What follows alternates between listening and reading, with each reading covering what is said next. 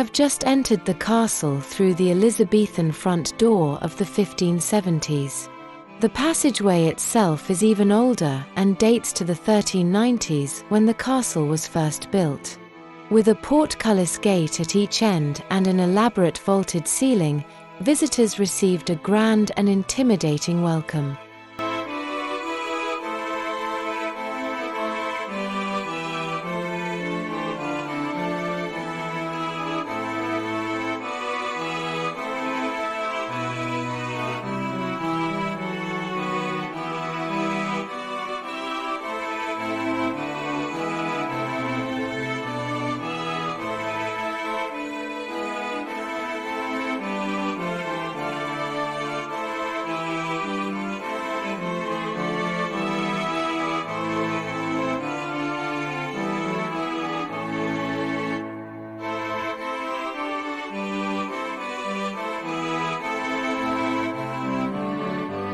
Lord Lovell's hexagonal courtyard was the bustling centre of the castle. The lord and lady, their family and guests, and numerous servants all passed through here. The courtyard provided access to all areas of the castle. At its centre was the well, essential for its water supply and once a visual focal point, with an elaborate painted cover. On the ground floor were the storerooms and a small kitchen. Above this on the first floor were the hall, other grand chambers, the main kitchen and perhaps a chapel. There were a dozen bedchambers arranged over 5 stories, including suites of rooms for the Lovells and their guests.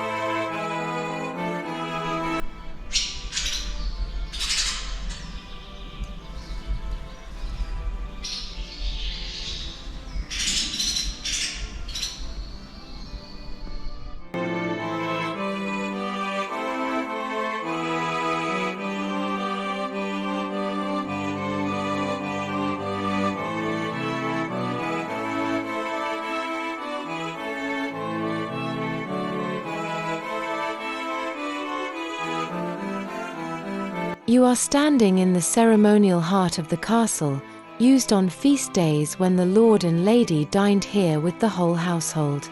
The hall was the grandest room of the castle. The tall windows were glazed, a luxury in medieval times. The walls would have been covered in painted decoration and rich wall hangings. Wooden panelling was added in the 16th century. The lord and lady dined on a slightly raised platform, reflecting their high status. A wooden screen covered the doors that led to the service areas.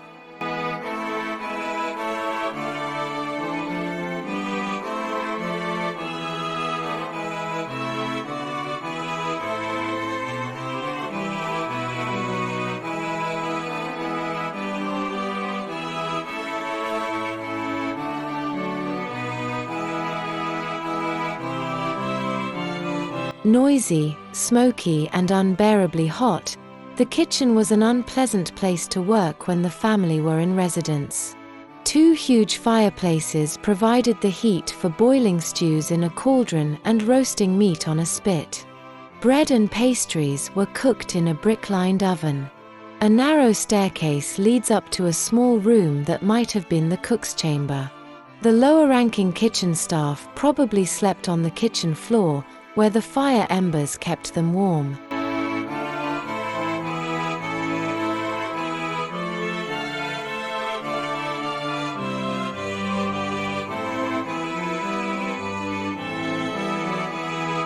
If the hall was the ceremonial heart of the medieval castle, the great chamber was the more private space for dining and entertaining.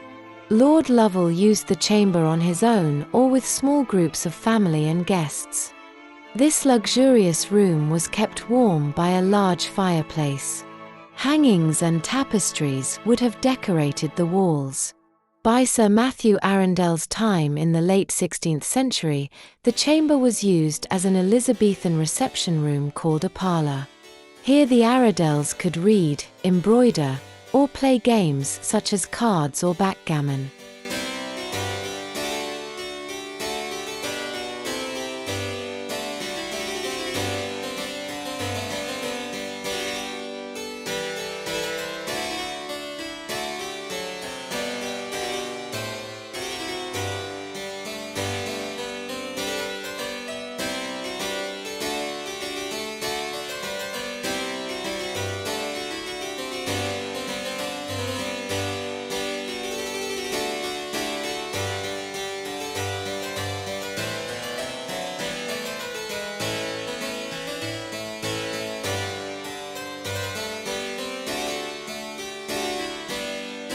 The castle once had more than a dozen bedchambers, arranged in suites for the family, guests, and senior staff.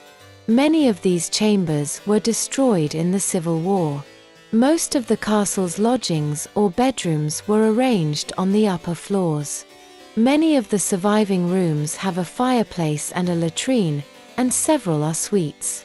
The Lovells would have had wall hangings in their chambers, but an inventory from 1605 reveals that the lodgings were even more richly decorated by the Arundels. The rooms had tapestries from Northern Europe and rugs from Turkey or the Middle East. Guests slept in canopied feather beds, under satin quilts. One chamber had a set of 24 pictures of popes and emperors, revealing the Arundels' Catholic faith.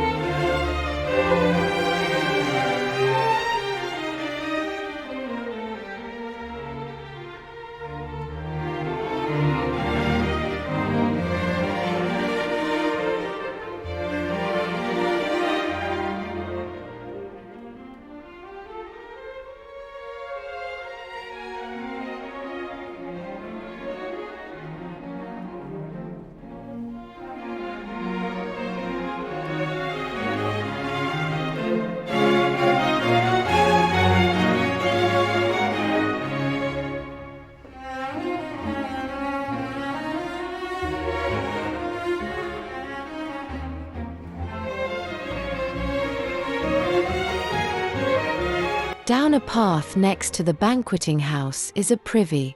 This small and private building housed Lord and Lady Arundell's three-seater toilet. The privy was used by them and their guests when they were visiting the ruined castle. It was built in the late 18th century as part of the newly designed landscape.